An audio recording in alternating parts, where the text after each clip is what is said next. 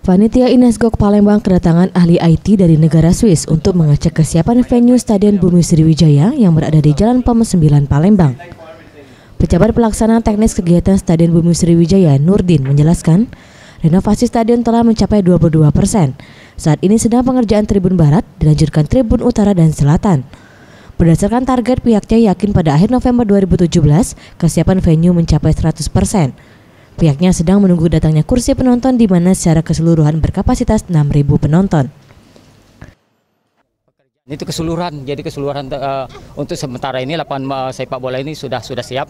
Jadi untuk Tribun Barat ini sekarang kita sudah kerjain. Mungkin di dalam minggu depan Tribun Utara dan Selatan mungkin kita sudah kerjain juga.